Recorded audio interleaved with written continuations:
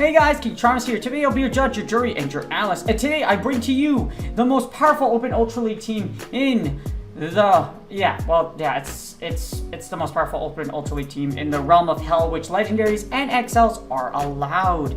So, for this team, it features Walrein lead, Giratina safe switch, it's the Shadow Claw version, and the closer is going to be a Talonflame. You could switch into Talonflame too if you feel like, if they, for example, if they throw an Abomasnow to you or they throw in Excalibur Scizor, obviously you're going to swap into Talonflame so that you can just burn them down, farm them down, and just throw all that energy in the back.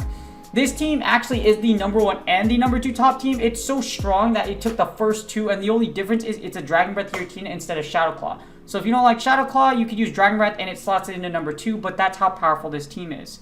So, it was actually really nuts. I actually would have got a 5-0 if I didn't screw up that battle, but I showcase a lot of losing leads here, and I come with a lot of dubs, and this team is really powerful with this combination of XL, Legendary, and recent Super Meta. But before we get started, this is going to be my therapist mental health tip for the day, and it's going to be for Pokemon Go and depression. So... so whoever you listen to on the Twitterverse, on podcasts, or make sure they're pursuing or a licensed mental health professional. You have a lot of influencers out there who don't actually practice and go to studies and whatnot, but cannot ethically give mental health advice. There's a reason why life coaches, mainly like Mel and Tony Robbins, those are the two that I listen to the most and that offer amazing advice and have touched people around the world. But they're amazing because they also say, I'm not a doctor and I am not licensed. If you need help in that form, you should be a mental health professional. For good reason. Life coaches must actually be careful what they say to their clients because they are not licensed or pursuing licensure as a mental health clinician, as a psychotherapist. If you do not pursue as a psychotherapist, you cannot ethically give mental health advice or tips or any of that. No, you're going to basically just be an influencer. And if by all means, if someone decides to sue you because of the advice you give you, they can actually sue you because you aren't licensed, nor are you pursuing licensure under the guise of a supervisor. So, yes, that's one of the things. And also, for depression and Pokemon Go. Pokemon Go is a very short-term way to alleviate depression. If you are depressed and you've managed to get through the depression, usually it's not due to Pokemon Go, it's usually because of other friendships. What happened when you play Pokemon Go? A lot of you went out to go out with your friends, right? Well, when you're with your friends actually are the ones that help you out with this stuff. With depression. When you have that connection and when you're with other people, you feel like you belong, and a lot of things like suicide tendencies, etc., a lot of symptoms of depression tend to alleviate and lower when you're around other people and you're with friends, people that you actually like being around. You have good times, you laugh, and that does actually alleviate depression. As far as Pokemon Go itself, there's one study out there, but it's obscenely outdated because it's pre-coronavirus. It's all the way back to 2016. In other words, when the game first came out, and obviously depressive symptoms are going to alleviate because month 1 was crazy. All you wanted to do was play Pokemon Go every day and hang out with your friends that play Pokemon Go. You spent long hours walking in parks, going to nests, traveling, going out there everywhere to nest so that you can play with your friends and play Pokemon Go. That's why Pokemon Go was so freaking amazing. Nowadays, it's very, very different. And it's also going out. Many people can actually have stopped playing Pokemon Go because of the coronavirus pandemic. Because the pandemic essentially ruined that face-to-face and it's more dangerous. Nowadays it's all more alleviated, but our player base was gutted. So, 1, be careful of who you actually listen to as far as if they are not licensed or have practiced before, then be very wary about their advice because they probably don't know what the hell they're talking about. They just bring up resources or studies. That's usually what people do. They have never actually practiced. 2, play Pokemon Go, but don't use it as a main source of getaway for depression. It's a good distractor away from it, but it's a very short-term solution. If you have long-term clinical depression, further in an episode, go seek a mental health professional or get a consultation, and then get referred to one, buy your insurance, etc. And without further ado, this is the most powerful Open Ultra League team, and let's get started. Alright, here are the battles. So this is the most powerful Open Ultra League team, and it's pretty nuts. I went positive pretty much all my sets that I've used it on, and I've only lost to 5-0 because I misplayed.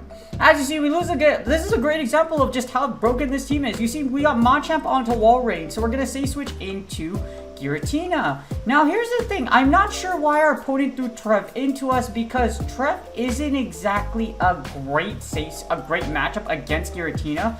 if you call the weather balls like I'm doing right here, it puts a lot of pressure on your opponent. So I fire my Shadow Sneak and they grab the shield. Now I'm going to fire this Shadow Claw, this Dragon Claw as bait. But the problem with Giratina versus, or rather Trevenant in general, is that Trevenant does get outpaced by these Dragon Claws. And again, you have the Shadow Ball to kill me. 2 Shadow Balls will kill. But you can also set up plays like this. As you see, I'm going to send in Talonflame to farm down this Trevenant. And Trevenant will never get to another Shadow Ball. Because you threw both Shadow Balls, I already know just by timing-wise that this is definitely Seed Bomb. And as you see, we call the Seed Bomb. We have a Talonflame with 60 freaking energy. You have a Machamp. This is very... Our opponent... Yeah, this sucks for our opponent. So as you see, all I have to do is I'm going to just fire this Flame Charge. And then all I have to do is get to a Brave Bird. And then I'm going to destroy this freaking... Yeah. I'm going to destroy this Walrein.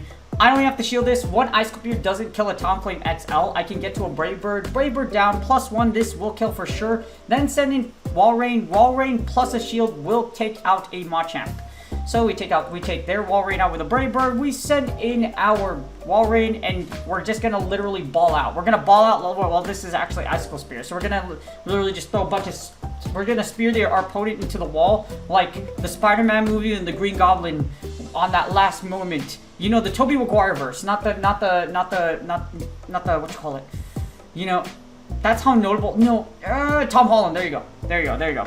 If you didn't watch the new Spider-Man movie, it was freaking amazing, but you know what, it did such great, many of you probably rewatched it. I'm a huge Marvel fan, I'm like, not super nerd Marvel, but I definitely watch a lot of the movies, and No Way Home was absolutely amazing, and yes, Tobey Maguire Spider-Man, that first movie when Green Goblin was pierced by his own glider, that's basically what it was when this match, and as you see, we absolutely eviscerate our opponent even though we lose the lead. Walrein Trevcore with a Machamp in the lead. But yes, this team was rated at 6'11". It was a #1 team with combinations, and it's obscenely powerful. Again, we lose the lead against Obstagoon. However, what I can do here is I can actually sack Walrein in the lead. I can sack Walrein in the lead, and then I can send in Talonflame to farm down. So Icicle Spear is going to go off like no tomorrow, and then please do not get the boost. You can eat a few Night Slashes here. I don't want to show anything. Usually your opponent will fire a Night Slash just so they could get the boost or try to get the boost, especially since they have such a positive matchup against our Walrein. So you see my opponent tries to attempt to get to the boost. I don't shield anything here. I'm going to fire my Icicle Spear, and then I'm going to try to do as much damage as humanly possible. As you see here, I will fire this Icicle Spear, and then my plan is to send in Talonflame. And I'm kind of not paying attention too much, which is why my Icicle Spear doesn't go up, but they shield anyways. I send in Talonflame, and I got really lucky. And all we're going to do is farm down. We got an Incinerate through, which means we can try to Incinerate down our opponent, and they shouldn't be able to get to another Night Slash. Thankfully, they don't boost. So as you see here, I'm trying to fire my move, and unfortunately, I lag a little bit, so I let that fire right away. I'm not sure why I didn't fire. And as you see, I get the spinning pinwheel of death to my left. Flame Charge goes off, our opponent lets it go, and now we have shield advantage, and there's an Empoleon. This is okay though, because we still have Giratina for this Empoleon. They have to shield this Flame Charge because it's a Flame Charge +1, or if they don't shield it, it does big damage. So we have 2 shields. Yes, my Talonflame is going to go down. We're going to do a little bit of chip damage here, but my Talonflame will go down, and then I can send in Giratina. Giratina can take a move, and I also have a sack. So I have a sack on my Walrein, and I could take out this... And yeah, I have a sack on Walrein, and I have a shield. So I'm vibing pretty hard right now. Hydro Can goes off. I didn't need to shield that, but at this point, I don't want to take too much damage. We're going to fire... I fire the Dragon Claw just because I should be able to do some chip here and then just farm down. So we're just going to fully farm down this Empoleon. I will not shield this. So as you see here, we're just going to get hit. We could take a Hydro Can very comfortably, and then we're just going to farm it down. Literal farm down. Super farm down on the Emperor Penguin. And we have a bazillion energy. So then we get the full farm down here, and then we get a Giratina on Giratina action. So we have a sack, I have a shield, and I have a bazillion energy. This is game. So I have a ton of energy. And I flex mad hard on my opponent. Like, I Dragon Claw, Dragon Claws go off, I still have a shield, but yeah, this is pretty much game, because this should go off. I have a shield, and I still have a shield, and I still have a sack on Walrein. So... as you see here, I'm going to fire this one, and then I'm just going to Shadow Claw down. I should live the next move anyways, and the reason why is Walrein can Power Snow down if I want to. So So as you see here, I just Shadow Claw down, and that's GG's. Even if they got one off, there's no way they would have two, and then Walrein can just Powder Snow down for the W. And that's GG's. Or I could have sacked Walrein, either or.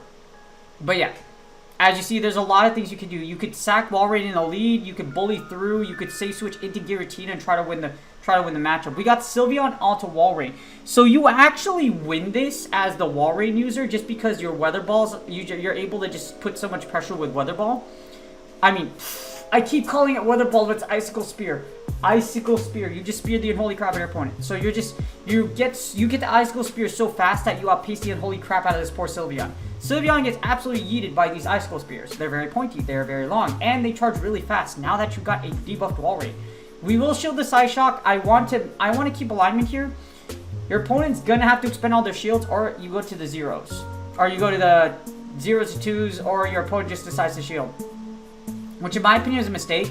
All I'm doing is trying to make sure that they don't get any charms through, and unfortunately they get one through, which is perfectly fine. So as you see here, Icicle Spear goes through, and my opponent blows both of them. I'm like, why would you do that? Because even though those charms went through, this Icicle Spear will hit, and I should be able to Powder Snow down and keep alignment. As you see, Icicle Spear goes off, Powder Snow farms down, and then now I have control. Now your shields are down, and I have a shield, which is terrible for our opponent. I'm going to send in Giratina, and I have a whole Talonflame. You can eat Rock Slides, and you can also eat Cross Dress very comfortably. Normally, Open Ultra League, Ultra League Machamps aren't carrying Payback. They're usually carrying Rock Slide so that they can go on Rock Slide Talonflame, because with Rock Slide, you win the 2 shields against Talonflame. And we get a Giratina Origins. I was kind of scratching my head because I thought that was a regular one, but with shield advantage, this is pretty much game anyway, so it doesn't really matter. As you see, I'm going to send in our Talonflame. I catch a move just to be fancy. This is definitely an Omnis Wind, and this is just me being fancy.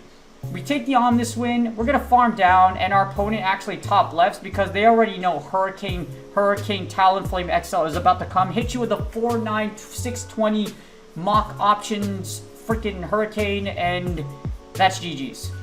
Because one Brrr will yeet that Machamp into the Shadow Realm. Or the 7th Circle of Hell, whichever one you want first. So as you see, we're vibing really hell, and this team is mad good. I already showed you a lot of examples of losing lead. Now we finally win a lead. So our opponent, this actually isn't super bad for our opponent because Drill Peck does neutral damage, but the fact of the matter is we outpace you, especially with this. I usually go straight for the Earthquake. And you could probably imagine what this person doesn't do by the look of my face. The Earthquake goes through, they do not shield, and I'm like, oh my god. And they send in Clefable, and I just smile, because you already know Talonflame is a fire type, and fire types resist charm. And we're just vibing right now. We're going to fire these flame charges, and the flame charge is going to go out, and we're going to just rev up our Talonflame. That Empoleon's almost dead. One Incinerate will kill, and at this point, we have a bazillion shields to expend. All I'm going to do is just keep brave. I'm just going to keep flame charging and making sure I go to Super Saiyan 4. Actually, Super Saiyan Blue. Super Saiyan 4 isn't canon, so I can't say Super Saiyan 4. It's Super Saiyan Blue because, again, Super Saiyan 4 isn't canon. So as you see, they send in their Empoleon. I'm going to shield this. I have 2 flame charges queued, so I'm just going to fire both of them. My opponent's either going to elect to shield, or they're going to let Empoleon go. I don't want Waterfalls to go through, but with 2, I should be able to hit this. Waterfalls shouldn't go through, and then the second one should hit. So 1 goes through, second one goes through, and then all I'm going to do is swap. We're going to get both shields. My opponent does shield the next one, and then they want to take out my Talonflame, but I have 2 whole mons. So as you see, they swap into Togekiss, and I have Walrein, and that's GG's. I hate Togekiss. I hate you so much. All I'm going to do is double Icicle Spear here, send in my double Icicle Spear, send in my Giratina, and then just Shadow Claw for game.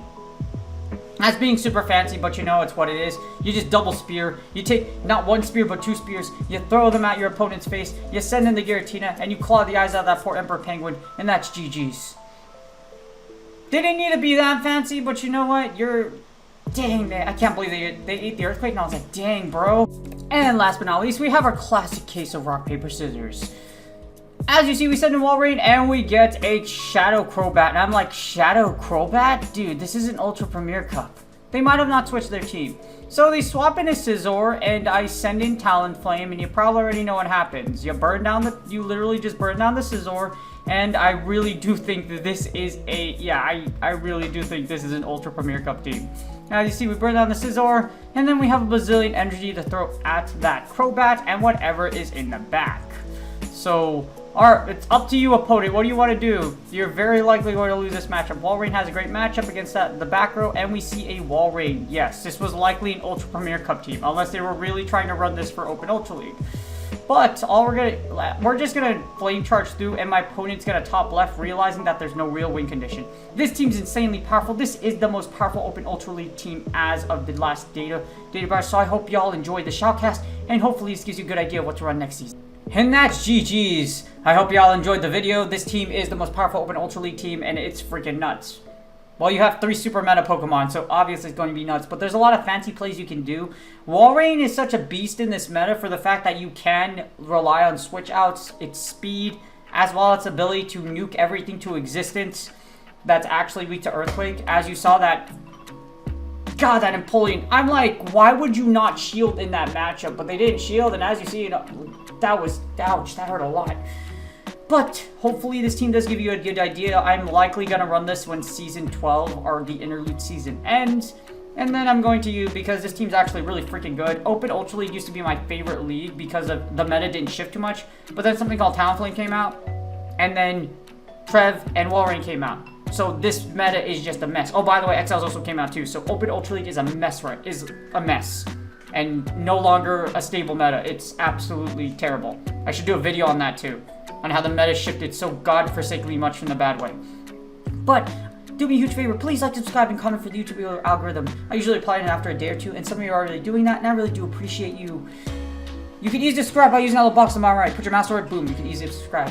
Good luck on your Global League sets, and I will see y'all on the next video.